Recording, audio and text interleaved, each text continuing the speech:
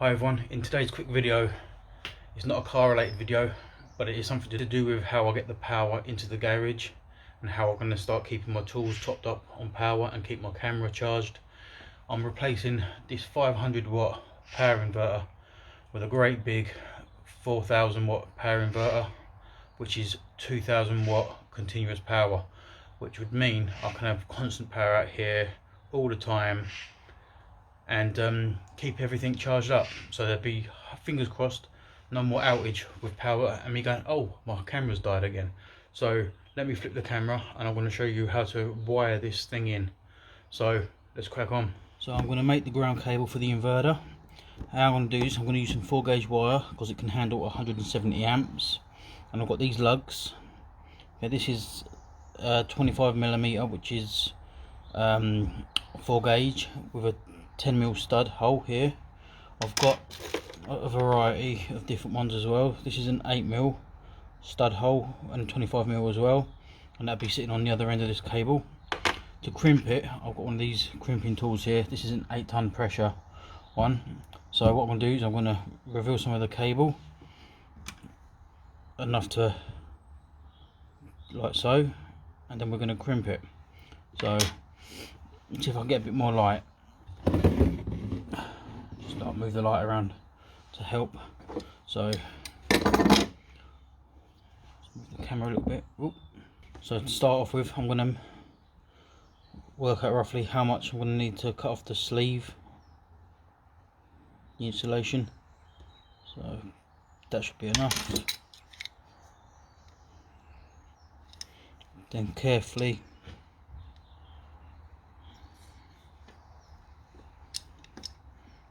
cut around.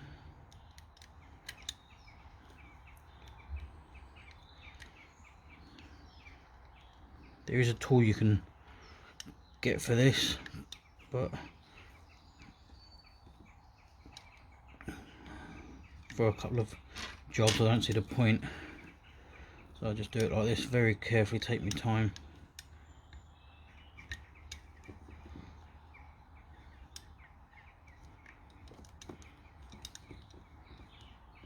There you go.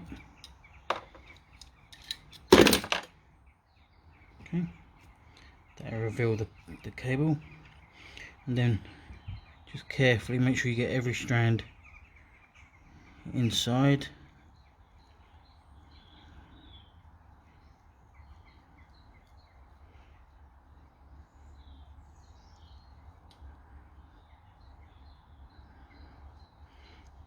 Every strand by one little bit. Okay, right, so as you can see from the top here, this inspection hole, I've got the cable right in. This is the fiddly bit. So with this, I've got the 25mm die, which is, like I say, which is 4 gauge crimp.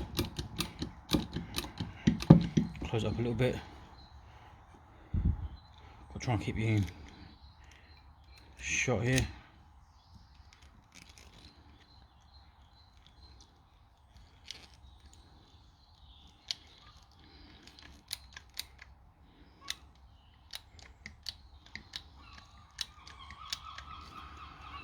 Okay, so holding the cable and making sure it's in, and start crimping until it sits flush. That's all you need to do. Do that a couple of times.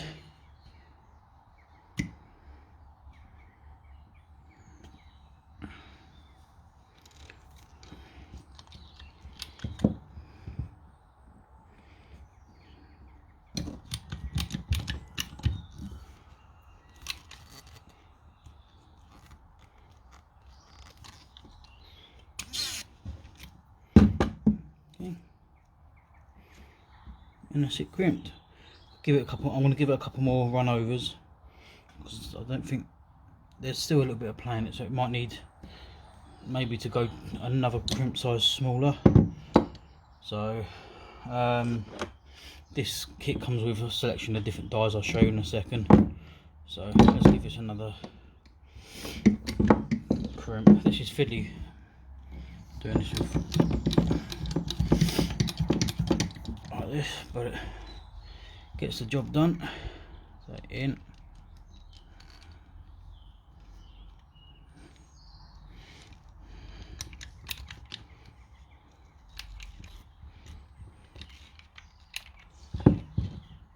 I might have to make some sort of bracket or something to hold this into place.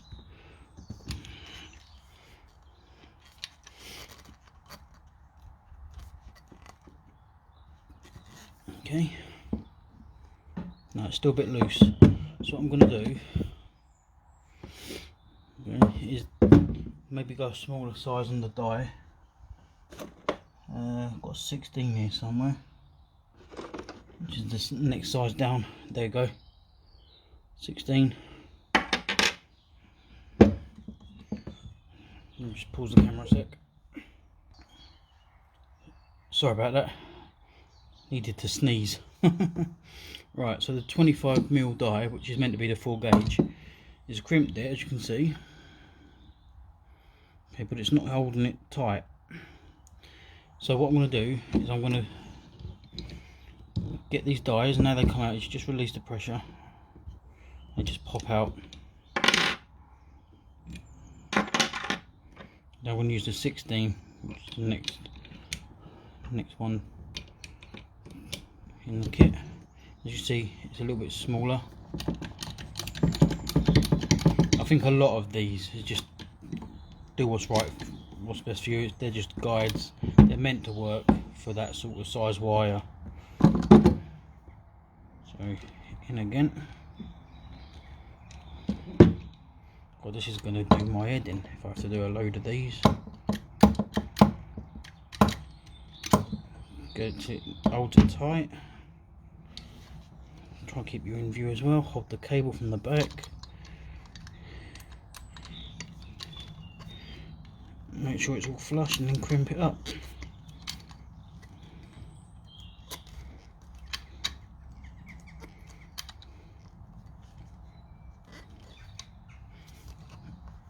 And you're meant to do it until the dies touch.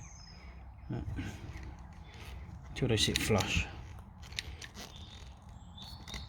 Then that's enough.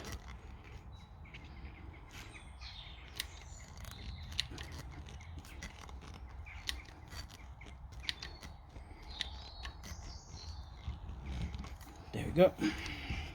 And release it.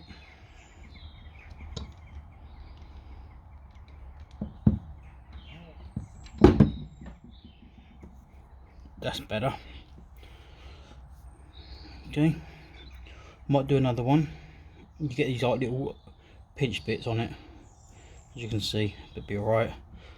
It's not, I'm not too worried about cosmetics for this, because it's where, if I can show you, where did I put it? I've got something around here. I'm going to use a bit of heat shrink. Obviously I'm going to cut this, but that'll cover it over. Anyway, so like that. So let's give this one more crimp. In fact, I think that's fine. So I'm going to cut this in half. Right, so I've cut it in half.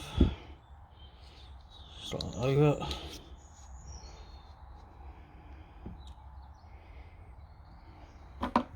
Use a lighter or a heat gun.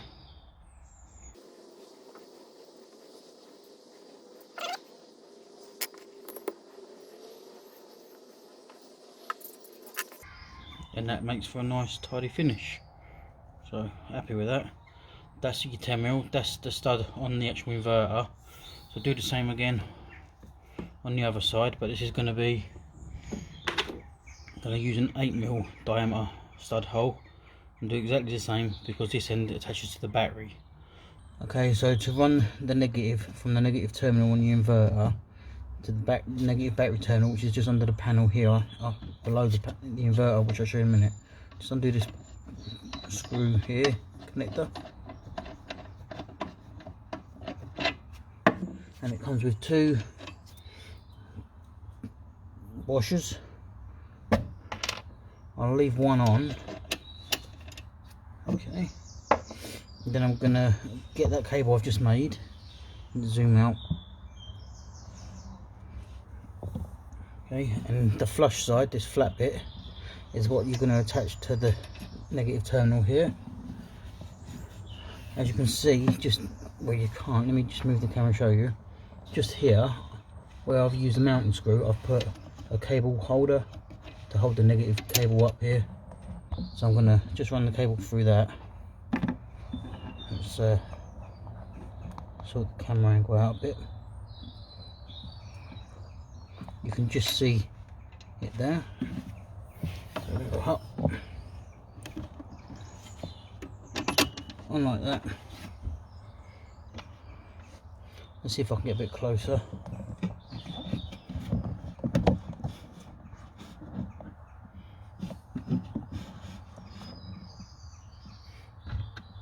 Get your other washer, get your screw block and tighten it up. I'm not going to tighten it up too much because I might need to move this cable, okay, at some point, just to make sure it's all sitting right. I've run positive cable already, but I've not connected anything up yet. Now this negative terminal needs to run down the back here and across to the negative terminal, which is over here under this panel here. So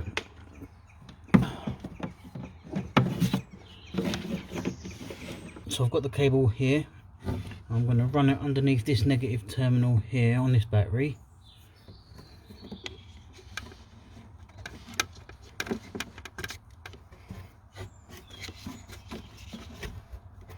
And then you can see where it comes over here. I'm going to leave a little bit of cable so you've got room to move. So if I need to disconnect anything, I've got room to move it around. Don't pull it too tight, just put it on the string, just leave a little bit of overhang. So I'm going to cut this. I'll probably run it through here and through here as well actually, and then we can, so I reckon I'm going to cut about here. Got some of these heavy duty cutters. Cut for it really easy.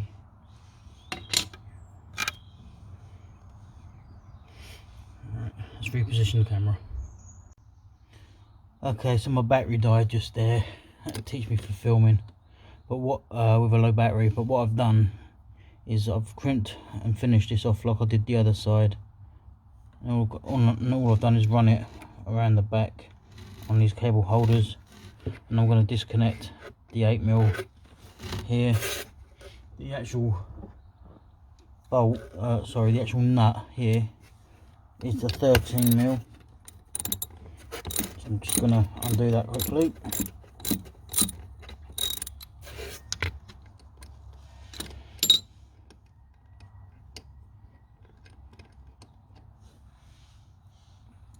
What I'm going to do is just connect this. I might actually put a bit of wood along the back, screw it to here, this piece here, and move this down a bit.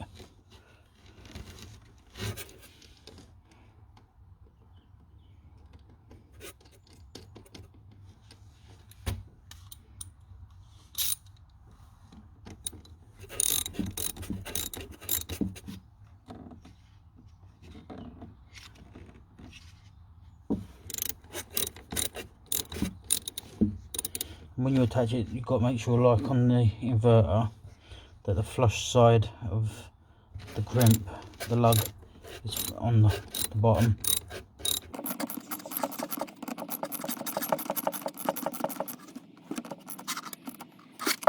And that's the negative run for the new inverter. So all that's left now is to run the positive from the positive terminal there across to this 150 amp breaker.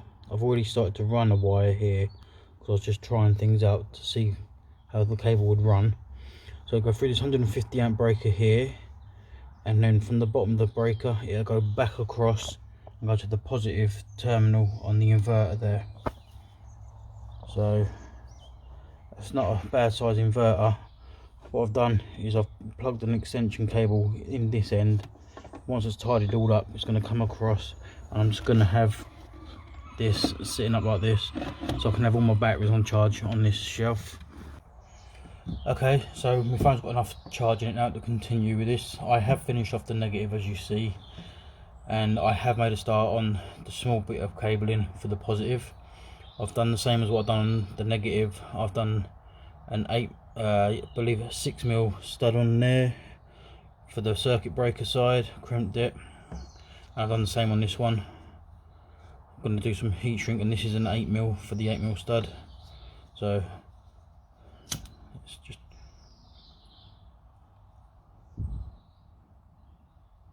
I have got a heat gun, but the battery's flat.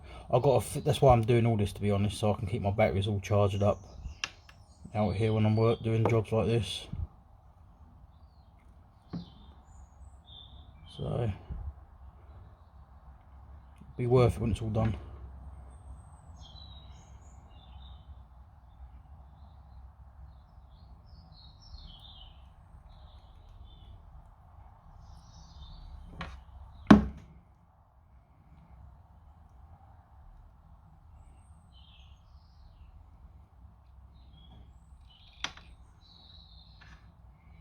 And I'll be able to make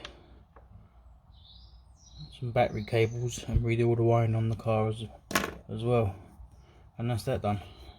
Let's get this down to the battery and get it wired up, making my own. So the new wire I've made, the 8mm stud, is this one here in the middle, and I'm going to attach it to that. Then it's going to run down to the circuit breaker. So let's get that off. And that's a 13mm on there.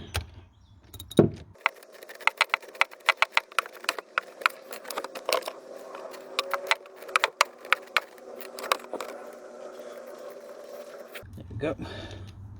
So you get your 8mm side. Like I said before, make sure you get the flat side, flush side here, and put it flat down.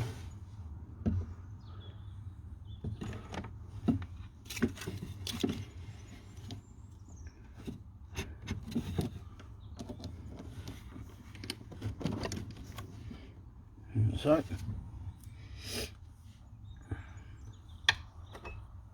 get a different bolt.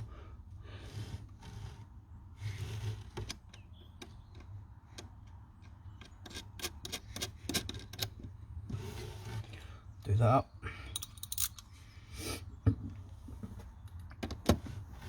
I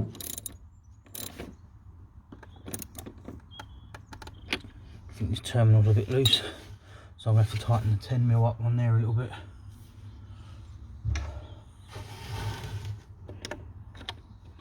And the wire that runs to this terminal here is actually to the solar charger. So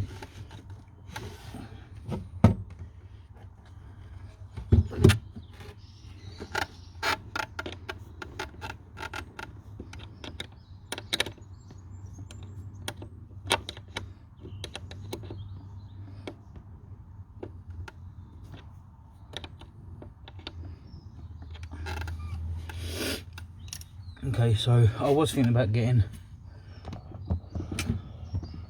this bit of wood here. Let me zoom out. This bit of wood is help holding this lid up. I was thinking about getting a positive bus bar and putting it here and having all my positives running from that, so I just have one cable off the battery straight to the bus bar here, and then it's, like I say, it all comes off there. So what's next is this cable just running. It's got to come. Let's move the camera again. Sorry, I thought that was a 150 amp breaker bar. It's not, it's 100 amp. I have got there the 150 breaker is just there, so I've not actually installed it, so I'll do that in a second. But as you can see, this cable under here,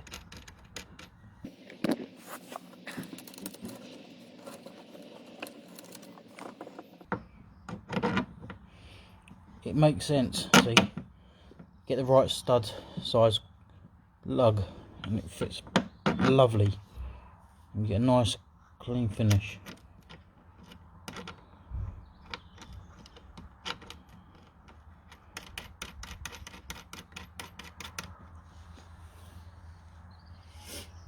Get a 10mm socket.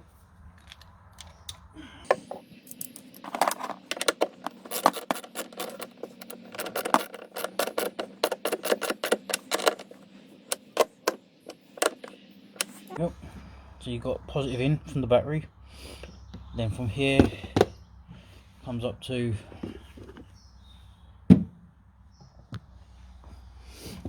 this 4-gauge wire here. I do believe this is not a true 4-gauge wire. So it says on the actual insulation here that it is 4-gauge from a company called Vibe. It's a bit of 4-gauge I had laying around from an audio install, but it's a lot smaller.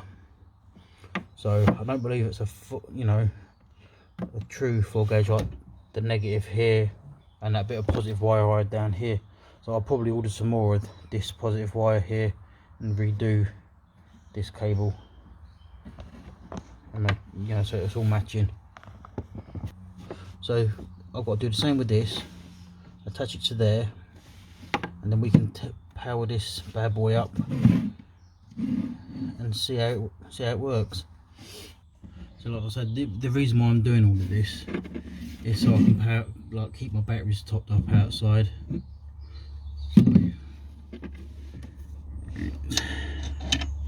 I'm gonna have to try and fish around for another one of these brass connectors. Okay, that's on. Just turn the kill switch on. There should be power now running to this inverter. So let's turn it on down here. Switch this on there. There we go.